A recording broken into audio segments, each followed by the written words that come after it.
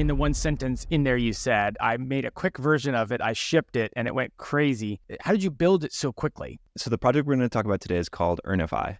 But before we talk about Earnifi, Dawson Botsford from Earnifi, where he's the founder. Earnifi is this application that you can plug in your Ethereum wallet, and Earnifi will tell you if you have something that you can receive. I haven't seen really anything like it before. It's an airdrop, an NFT, a POAP, an ENS name. It helped me get a ton of free crypto. so I had 300 followers on Twitter. That's where I announced it.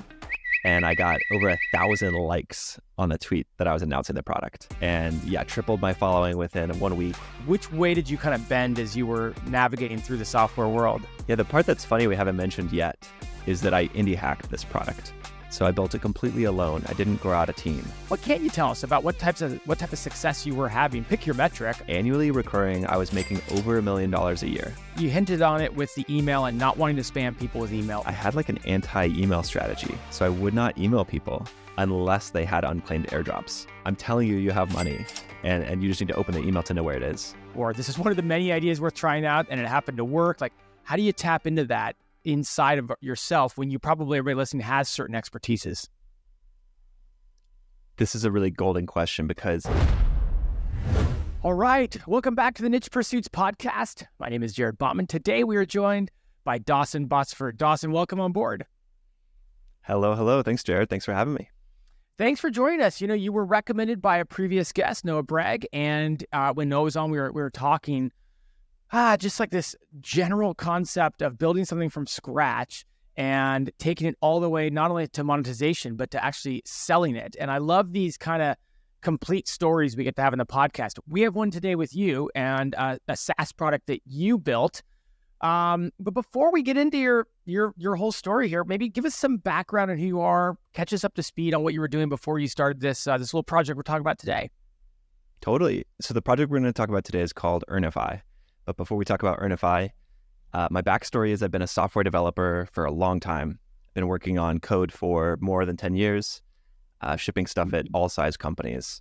So initially I was just individual contributor at Uber. So I was a software dev there and several other startups in San Francisco. Kind of made the big leap out of the 9 to 5, started nomading and traveling and just discovering what can happen when you're more entrepreneurial with your time. So that really pilled me into wanting to build my own thing. And then eventually the Ethereum world just grabbed me and fixed me. So that's where the story leads into today of the company I started. Yeah, it's funny because, you were on a starter story feature recently. And that's kind of where I was, as I was doing my homework and kind of getting prepared for it. I'm sure you've heard that before, but you certainly have quite a background. I mean, certainly in terms of software development, engineered Uber and a couple other things. I think, how did you get into specifically maybe the crypto space or the space that you ended up launching Earnifi into? The crypto space is just so intriguing to me because of how much power you can have as an individual. So as an entrepreneur or as an investor, but as an entrepreneur, you can make so much change because of how much shared infrastructure there is already out there. Think about you can build payment systems because of Stripe. Stripe makes it really easy to get paid. Well, think of Stripe plus. That's kind of what we have within the world of crypto. There's this whole financial system out there. And so when I started to discover that, I immediately was just so hooked to understand not only what can I build here, but it's so greenfield and fresh that a lot of your ideas could be like the first time anyone's ever thought of that within this space. And I feel like that's kind of a generational opportunity. So I didn't want to sleep on that and immediately just wanted to go all in on trying to understand what's this whole hype movement. Not around the price, but the price actually is a hype movement that's following some of the engineering developments and just like this new financial system. Did you, while you were at Uber or other paths in your development, in your developing career, like, did you know you wanted to start something on your own, or was it more a situation where an idea came to you and you thought, I really don't want to do this, but it's such a good idea, I kind of have to pursue it? Like, which way did you kind of bend as you were navigating through the software world? Yeah, I've really always been someone who wanted to start my own thing. And I think for quite a while, I had an imposter syndrome about that.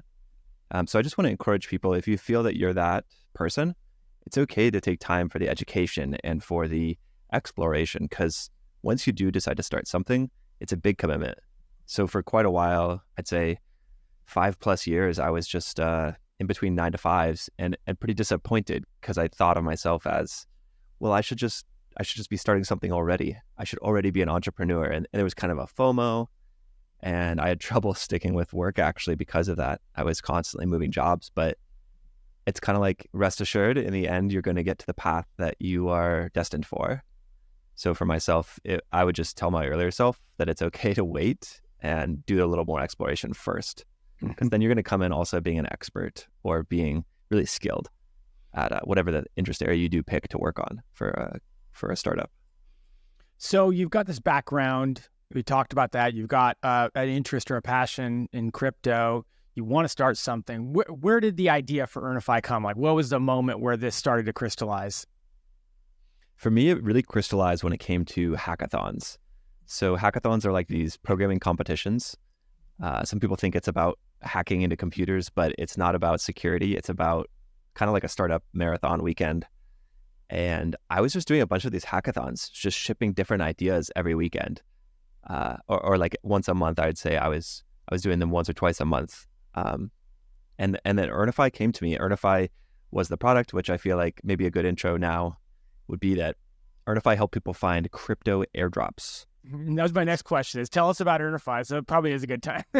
Okay, perfect. Yeah, so airdrops are these, think of it like a coupon. It's like, come use my product, and they give you money to come start using it.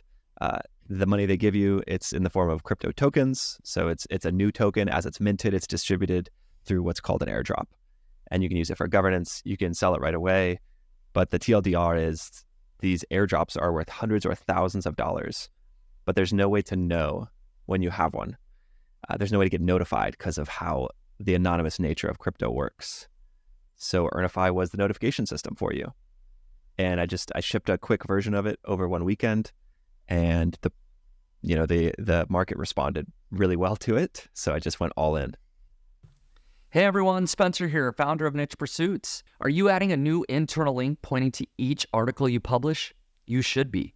Ever find it time-consuming and a bit overwhelming? Remembering what content you publish and deciding which anchor text to use can be a real headache. What if there was a better way? Well, that's exactly why I created Link Whisper. Simply click Add Inbound Internal Links, and Link Whisper will scan your site in seconds and suggest the most relevant links with appropriate anchor text for your new article. Now simply check the box next to the internal links you want to add, and Link Whisper will add these links for you. No need to go into each article, edit, and add the link. It's already done. No more manual internal link building or guesswork. Just efficient, accurate linking that saves you time and improves your SEO. Transform your content strategy with Link Whisper. Start linking smarter, not harder. Use the coupon code podcast for $15 off. Head over to linkwhisper.com and use coupon code podcast to get $15 off. Well, let's unpack a few of those things there, because I feel like there has got to be a lot more to that story. In the one sentence in there you said, I made a quick version of it, I shipped it, and it went crazy. Let's talk about first how you built it. So how did you build it so quickly? Yeah, so I was just actually recounting this to a friend earlier today. I had this process where back 3-4 years ago, I would have an idea and I wanted to see how quickly could I make it real. This would be a website usually, or some type of app, whether for your phone or for the website. I would just see if I could do it within an hour or within 3 hours. And the idea is like, it's going to be minimal, it's going to be basic, but can I make the thing? Because I think so many of us get hung up on the idea of never quite starting also. And so I just wanted to make the starting pressure so low. And so I would just be really forgiving and welcoming shipping stuff quickly. But that led me to be able to be someone who can ship quickly. And so that's what, it's like a overnight success, 10 years in the making is the phrase I've heard a lot. And I think that's probably very true in this situation, because I was such a honed software engineer within this tech stack that I could go build it within a weekend. So you built it within a weekend. Had you built up a following in this community to some degree? How did you get it off the ground? The part that I think is most inspiring I would hope is most inspiring for the listeners here is that I was not someone who had a following. So I had 300 followers on Twitter, and that's where I announced it. And I got over 1,000 likes on the tweet that I was announcing the product. And yeah, tripled my following within 1 week. And it was just gangbusters. It really took off. And so I wanted this to be an inspiration to folks that like, you don't have to have anything that you don't already have in order to get started. You just have to have the drive and the passion, and then get your ideas as purified and honed down as possible so that you can make MVPs and get something into the hands of the people who are going to use your products. I think a lot of people listening, and we probably all heard this story to some degree, and it's this idea of a product that takes hold really quickly. And I want to maybe ask you a little bit more of an in-depth exploratory question. Like, how do you explore your own knowledge base to try to find those really good ideas? I'm trying to think about the person listening that might be sitting on the next great idea. They know it, but they haven't tapped into it yet. Like, do you have any ideas for how you process through, hey, this is the idea worth trying out, or this is one of the many ideas worth trying out and it happened to work? Like, how do you tap into that inside of yourself when you probably, everybody listening has certain expertises? This is a really golden question because, time is kind of our shortage, and energy is your shortage. Is what's the most valuable idea that you can go spend your time with? So for me, what I do is I have notes, and it's kind of this funny trade-off because I don't have an elaborate note-taking system. I just have notes like Apple Notes. And it's every hackathon idea I've had in the last 10 years in one document. And what I do is when I have a new one, I put it on top as I'm just going throughout the day. And every time a hackathon comes along, I pluck off the idea I'm most excited about. So for me, excitement is the metric. And you just have to be forgiving if one day you were ecstatic about an idea and a week later it sounds boring to you. That's okay. That's not your idea, at least for now. And I've actually had times where I won a hackathon recently where the idea was in my notepad for 2 years. And it wasn't that the market was more ready. It's that I was more excited and I was more ready to see how to implement that idea 2 years later. And so I would just urge people to have a low barrier to entry again.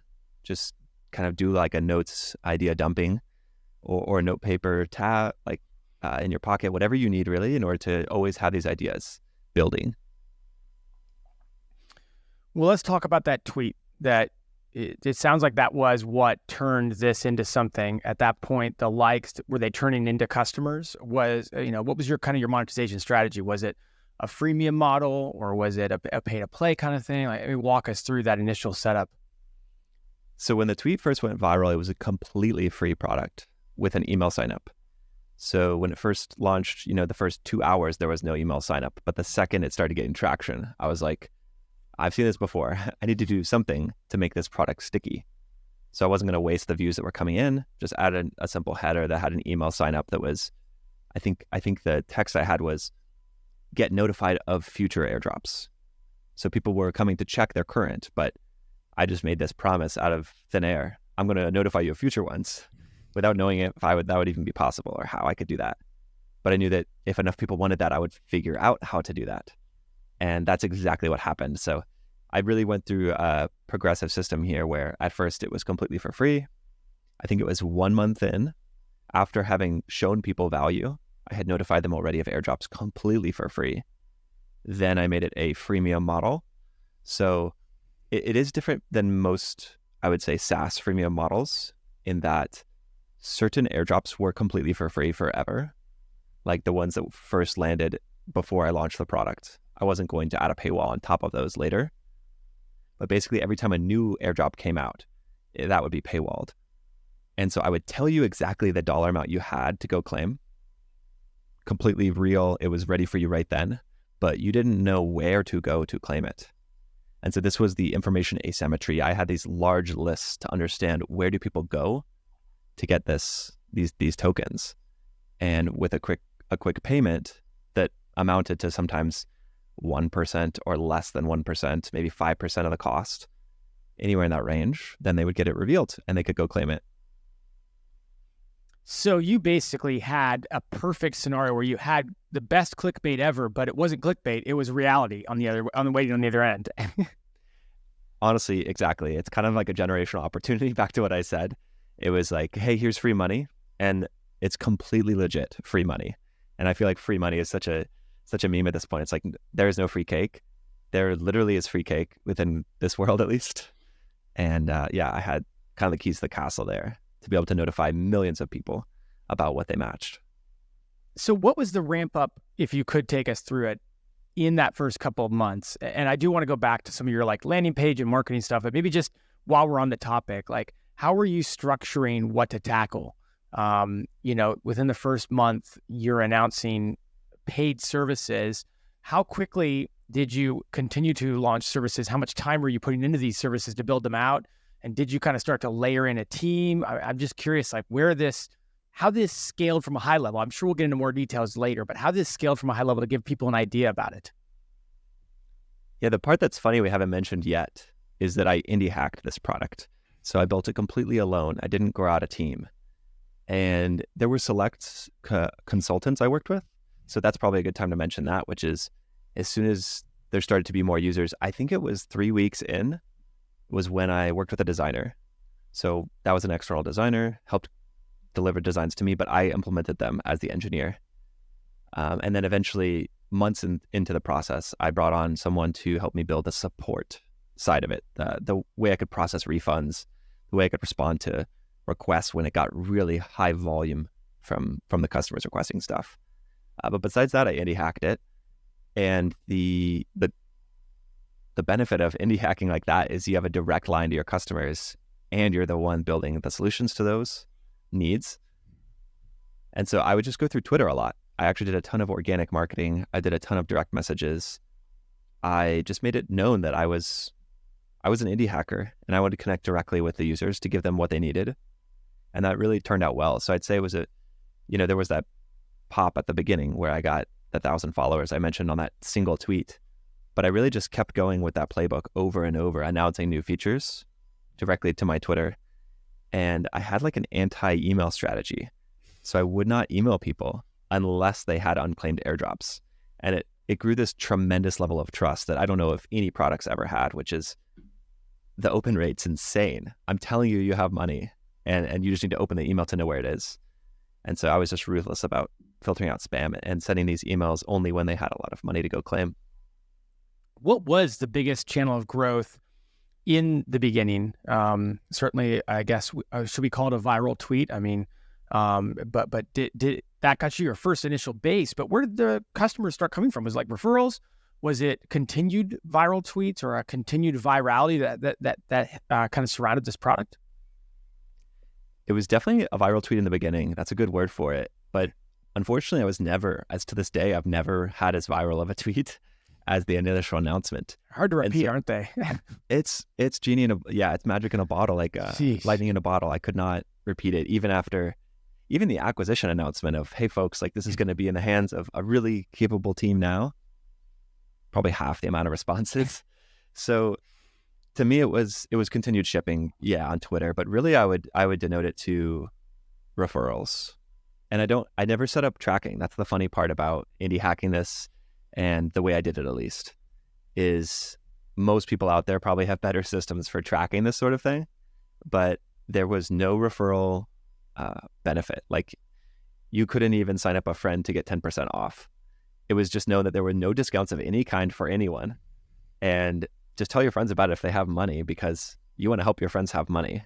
That's, I think, how it got shared, honestly, because I would have people messaging me, even letting me know I had unclaimed airdrops. I'm like, yeah, I know that. I run the website. So there became this like secondary market actually of some folks who would notify people for them in a DM and be like, hey, give me 10% and I'll tell you where you have this airdrop. Anyway, it just became this ecosystem where folks knew that's where the answers were. The answers were over on Earnifi. So there became a secondary market that came out of this product. That's insane. There is. Someone actually tried to do the secondary reselling to me just a month ago, using Bankless, which Bankless is, to cut to the end of the story real quick, that's who I ended up selling this product to. Someone used Bankless to tell me that I had an unclaimed airdrop. And I was like, I get it. I know that I have that airdrop. I made the thing. That's interesting. Yeah, it's like in the SEO space, a lot of people will use a third-party tool to like send over a quick audit of a website or something. It kind of reminds me almost of the same thing, but you're the one who created the audit tool in this example. Oh yeah, they do SEO. They do it with security too. It'll be Yep. We found a vulnerability. Pay us. Yeah. Okay, so I mean, I want to go back to a couple of things that you said at the beginning. You talked about how and we talked about this beforehand, and you hinted on it with the email and not wanting to spam people with email, only wanting to send email when they actually had something to claim. But it kind of played into this bigger kind of elephant in the room that you mentioned that you were dealing with, which was in the crypto space. There is a lot of people have a lot of trepidation when it comes to marketing, email, and just this general idea of trust as it relates to brands. Can you talk a bit about that, and then some of the things that were really core to you and your business that you tried to deploy to address that? Yeah, absolutely. That you're hitting it right on the head, Jared, that there's a lot of scam, phishing, spam, everything within crypto. It's just unfortunate with new economies, with new worlds that are unregulated. That's the people who are going to flock to it are early adopters and aggressive scammers because less is regulated. So like I mentioned, I really wanted to be the quality place to go to. And that involved a lot of extra time on my part, a lot of extra effort. And this is the part I really want to hit on, which my starter story interview took a slightly different angle on the storytelling, which is that it was not an overnight success. This was 2-3 years of very hard work, almost constant watching on Twitter, on Discord, on Telegram to watch for these announcements. And afterwards, I felt a really strong moral obligation to be the filtering layer. Like, I'm the person notifying you. It's just me. I had no checks. There were no secondary checks to say if what I was doing, if I was picking the right airdrops, basically, because there were plenty that I did not add, which turned out to be scams, turned out to be, people getting their tokens drained. You can get, for those of you who aren't super active in crypto, you may not know, but sometimes it's just one click and you can drain your entire wallet. And so this could happen. And there were plenty of pages out there that did this. And yeah, I took it as a moral obligation to be, I'm helping people come to the frontier with me in this world of airdrops. And so, yeah, I was really strict about it. Hey everyone, Spencer here, founder of Niche Pursuits. Did you know that you can find and fix your orphan pages in the WordPress dashboard with Link Whisper? An orphan page is an article you've published with no internal links pointing to it from other articles on your site. Why should you fix your orphan pages? Well, it makes your site easier to crawl for Google, which can lead to more search traffic and improve your UX for your visitors. With Link Whisper, there is no need for expensive crawlers and tedious spreadsheets. Link Whisper simplifies the entire process. The orphan page dashboard in Link Whisper shows which pages need attention. It even recommends the perfect anchor text for your internal links. Ready to revolutionize your site's internal linking? Try Link Whisper today. Use the code PODCAST and get $15 off your purchase. How did you safeguard against that? Because I think that's really interesting. I think you touched on it really well. Like, it's a very unregulated world, which is a lot of what is attractive about it, but it also means that you have to go into it with your guard up. How were you able to filter that? And then I guess my follow-up question I'll ask after this is like, how did you convey that trust to people to make sure they felt like they could trust that? The way that I went about it was that I would use my technical knowledge to look into each project, but I would go be the guinea pig also. And so I know what it means to sign that one transaction that drains your wallet, for instance, that I mentioned. I know what that looks like. And so I would load up these, basically the way it works is they would post a tweet or they'd post a blog post saying, here's our new token distribution, here's our new airdrop, come here to claim. So you just get a website. You go to this website and they have a claiming process where you sign a transaction. So I would go through that and I would say to myself, like, how legit does this look? You can do things like, do they have a following? Do they have clout? Does it seem like they're just gimmicky? Are there spelling mistakes? Are there grammar mistakes? So there's just a lot of quality there that I would filter. And then, yeah, I would use that trust to help protect people. But it came from an interest in wanting to be the ethical solution here, wanting to be the person who's going to jump into the front lines and then deliver the truest information directly to you. You just touched on it, so I'm gonna ask you now, and I'm bouncing around a good amount, but you're keeping it up really well. So I normally try to follow a little bit more of a starter story. Let's follow the timeline here, but as we come about it, I just want to ask, and it does. I have to say, I watched your starter story, like I said, your starter story episode, and it felt like such a quick ride, and I think it is a quick success story. I'll just say for people who are listening who maybe haven't found that success, but to your point, it was years. It wasn't days. It wasn't months. It was years before you did end up exiting. What were the biggest challenges that you had to overcome? That's a broad question, I realize. But again, for the person listening who is in the midst of starting something, and maybe we don't want them to tune out because it was all sunshine and roses for you. What were the challenges or the biggest ones that you ran into on the growth? The not sunshine and roses is such a great point. I want everyone to feel that and know that. Anyone who summarizes their success as sunshine and roses is either delusional or selling you snake oil. So that's a part that I definitely want to hit on. But what I'd also love to say is that hard work, that lack of sunshine and roses, that's the exact thing that also makes it fulfilling. Mm-hmm. You know, as humans, we're not here to live the easiest life. We're here to live the most fulfilling life. And so I really believe that hard work is a path towards fulfillment and achievement. If it was easy to do, everyone would do it. And so I think that the best thing we can do is hope for something that's the right amount of challenge with the right amount of reward. And so for me, one of these hard things, for example, is the trade-off of time. You know, when I started Earnifi, I was alone up in the mountains. I lived up in Breckenridge, Colorado, for ski season, and I had actually just gotten injured, so I really wasn't skiing much. So I spent 10 hours a day or more in my computer, in my office, just grinding away on the computer. And there was no one else with me, and I didn't have many people to check in or to talk to or to share life with, and that was a trade-off I made. Not everyone has to do that same trade-off, but I spent almost a year just monk mode on this, and that was just the beginning. That was just the first year. You know, after that, it was still nights and weekends. I can remember being out at the bar with friends and stepping away from the group for a sec to check my phone to see if something had just come out. I can remember Thanksgiving vacation, flying down the highway while tethering through my phone and sending millions of dollars of airdrop notifications over email through my T-Mobile network as I'm flying down the desert in Arizona, for instance. Like those are all a part of the story here. And so it's not beautiful, but it's not clean and simple, but it's beautiful and it's scrappy. And that's the best part, honestly. Did you always know that you wanted to sell it? And was that a part of your growth plan?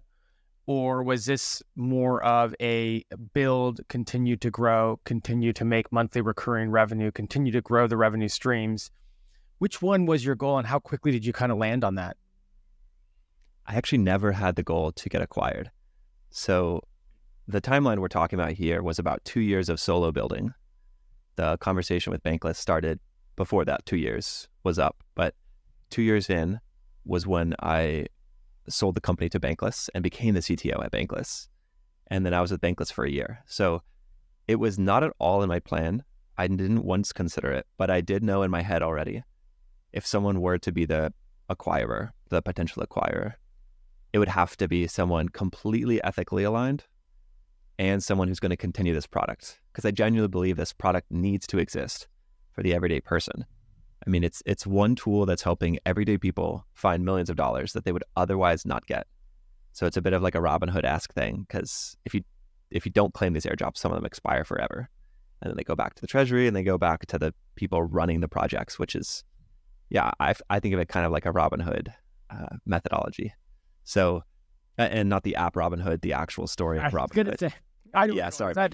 I have kids, so I've just been reintroduced to this whole Robin Hood concept. I got you. Okay, thank you. Yeah, the 10-second TLDR is take from the rich, distribute, give it to the poor in a way. But anyways, so Bankless reached out and I was open-minded immediately because I had been a long-time listener. In fact, Bankless, the podcast, was what got me into Web3. It got me into crypto and Ethereum. And so I did have this goal in my head. One day I wanted to be mentioned on Bankless. That had been my goal since 2020 when I first started listening to this podcast. And I didn't know how it would come about, but safe to say that happened as I became the CTO of that company. And then departing Bankless, I actually just departed here in January of 2024. And so after departing, I've been a bit wandering. I've been a bit confused because, Earnifi was everything. It was my baby. I was changing the world and I was satisfied and having fun doing it. And so, there's totally there's a filling the void section in Tim Ferriss's 4-Hour Workweek, which is about what do you do after, you've kind of automated or reached this success point that you were initially always chasing towards. And I don't have an answer for you yet, but it's a very important chapter to pay attention to if you're on this journey.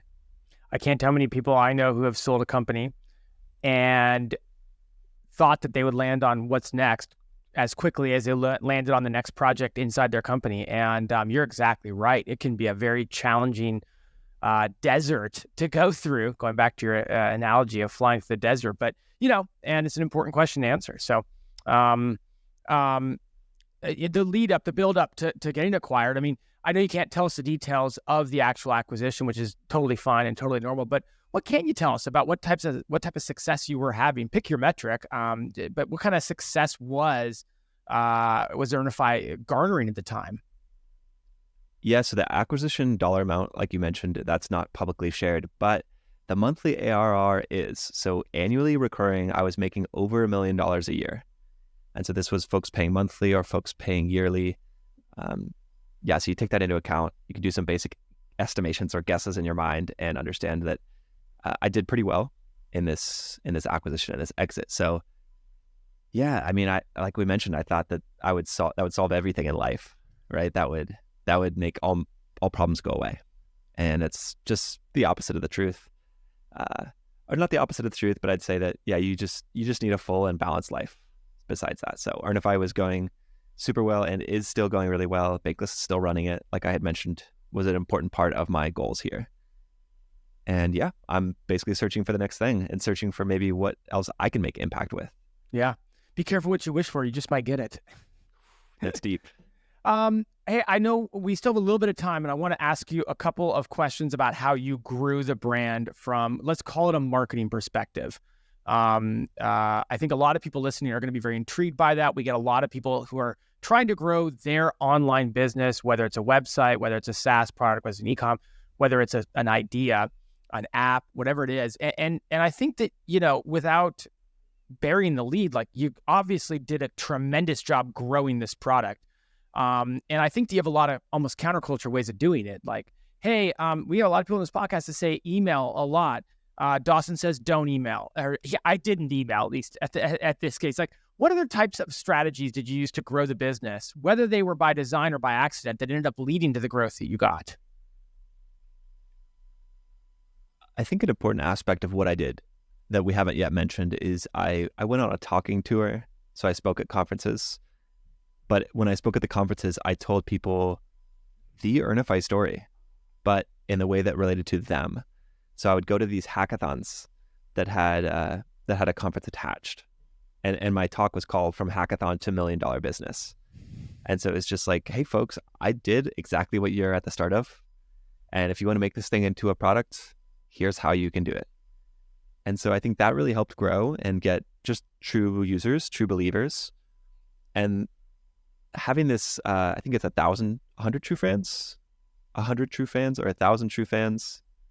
The idea that you'll just have diehard users that live and die by your product. That was super relevant to me because the people who started in a week 1 and week 2 of the product were lifetime customers. I know several of them as friends now, and they'll mention just casually that, they've been following my work for a few years. And I had no idea because I don't know who was there in the beginning unless they were really loud on Twitter. Right. How do you create those? I mean, how did you create those? What was it about those people that followed you from the very beginning to where you're even friends with them now? One of the things I've always done is I've always given people the time of day when it's on Twitter, whether it's a DM or it's a public tweet. I think just a small response from people can mean the world. I recently had folks reach out after my starter story interview, for instance. And I was on a call earlier today with someone who's doing environmental impact with Ethereum, for example, and just, I don't know where that conversation is going to go. But he took out the time to reach out to me and to make the effort to see our similarities. And I just think that everyone who is respectful of your time deserves at least a response. And so I would just go nuts on responding to DMs. I can remember once being in an Uber and going through my old tweet DMs that I had not responded to. And I went back, I think, over 6 months. And I just had, I think, 100 different replies by the end of this Uber ride. I felt sick from looking down, but I'm glad I went through that. And even just giving someone a quick response can mean a lot to them. And so just being a human, being real, being, there's a person behind this product also affects how nice people are to you and what kind of nasty messages they send you when they're frustrated. Instead, that it can be a little bit more productive messages if they know that there's a real person there. Humanizing it. I think I'll do a follow-up question on that, because a lot of people listening are going to use SEO, search engine optimization, as a strategy for growing their traffic. And there is a common thing in the SEO world to not put your face in front of something. Now, this exists across all business. Do I need to personalize the brand with my own face, with my own personal background? Do I need to put myself as the founder on the about page? Do I need to be the person out in front of the business, or can I create a business where I don't have to be the front person or the face of it? Again, I talked about, from an SEO perspective, it's very common, but in general, I think a lot of people that, developers like yourself, SEO people who like to build online businesses are attracted to it because they don't necessarily have to be out in front of the business, but then they potentially are losing a lot of the benefits from being the face and the persona of the business. You seem like you really leaned heavily on Dawson, the brand, Dawson, the person, being behind Earnifi and really exploiting, that in a positive way at every chance you could in terms of the business. Talk about where you land on that and how impactful it was for you to be kind of the face of the business, doing the tweets, interacting with people to the degree that you did. I think that's a really wise strategy for SEO. Like what you said, it also makes it a much more sellable product. So, I didn't name this product like Earnifi by Dawson.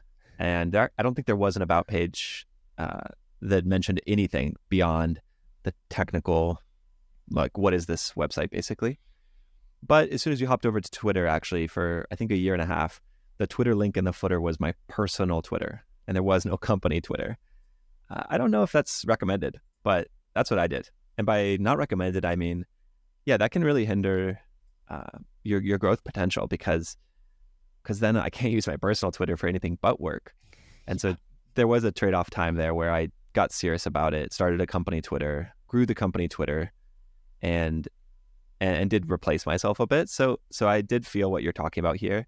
But to me, it really matters what stage of the business. Mm-hmm. For me, when it first started, the best thing possible, at least within the ecosystem I was in, is be the face, be like, here's what I'm shipping y'all. This is what I built this week. This is what I'm building next week. And that really does work well. But again, once you landed on the website itself, there was no mention of Dawson. And you could share the website with your friends, and it's just a tech product that I still have times when I mention Earnifi, and people know the airdrop checker, like in the crypto community, but they won't know me or Dawson. And it's like, oh, wow, that was you. Yeah. It's it's one of those things where both sides have negatives and drawbacks. And it seems like you really strategically worked both as best as possible in this scenario, Hey, so as we start to wrap up, I did want to ask you, going all the way back, I feel like an interview we did recently talked about this concept of getting started and not sitting on the sidelines and taking action and diving in today and getting going and creating momentum, because the quicker you go and you try, if it doesn't work, you can move on. And if it does work, you can get the process going and get started. You started quick. You wrote this in 5 hours and shipped it. Talk to people listening that are further than just an idea, and that have something that they're in the process of taking to market. And again, just Obviously, you followed a path of shipping quickly and then, learning as you went once it was live. But how important was that to the success? And what could you say to someone listening who is slowly deploying rather than going fast with their deployment? I think there's multiple styles of growth for different kinds of companies. That's the first thing I'll say. But I am a biased member of this question, a biased responder. And I think that the faster you go, the faster you know, like we've just said. So there's an interesting metric actually when it comes to weight loss, which is the quicker you lose the weight, the more likely you are to keep it off forever.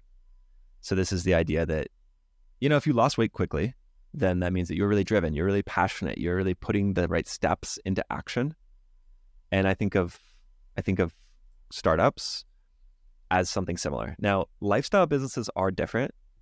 And Earnifi was a bit of both. Earnifi started as kind of like my lifestyle business. And most lifestyle businesses can hopefully sustain, one person or a small family. But obviously mine reached more success than that. And so it was some weird combination of a lifestyle business and a startup. And I would say for lifestyle businesses, slow growth can be okay. So I think just like know who you are, know what you believe in here, because if you are a lifestyle business and you're putting yourself under the requirements of a rocket shipping startup, you could be finding success, but be unhappy with it. Mm-hmm. And if you're a startup that you're just finding slow growth, maybe you're not a rocket shipping startup. Maybe you are just a lifestyle business, and that could be okay too. But embrace whatever you're building, I would say, especially if you've started to find some traffic.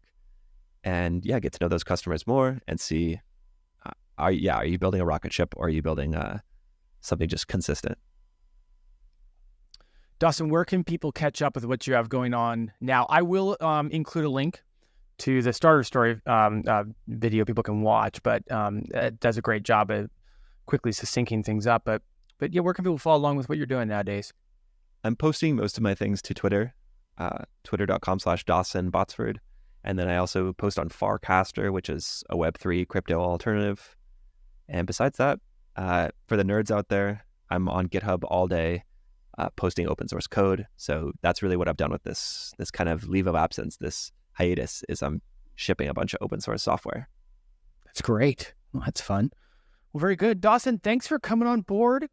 Congratulations. What a cool start to finish story. Like I said at the very beginning, I love it when we can kind of get an entire story encapsulated in one go here. And I just am absolutely blown away and inspired by how quickly you took it to market, but then how you continued to grow it. You did both. You launched and had a huge success story out of the gate, and then you carried through and built an incredible product that ended up getting acquired. So well done. Congratulations. Thanks for joining us. Thank you for the time, Jared. I appreciate it. You got it. All right. We'll talk to you soon. Bye-bye. Cheers. Hey everyone, thank you so much for listening to the Niche Pursuits podcast. I just wanted to remind you that if you are ready to start building smarter, faster, and easier internal links, you should check out Link Whisper. You can get $15 off Link Whisper when you use the coupon code PODCAST at checkout. Head over to linkwhisper.com and use the code PODCAST in order to save $15. Thanks again for listening.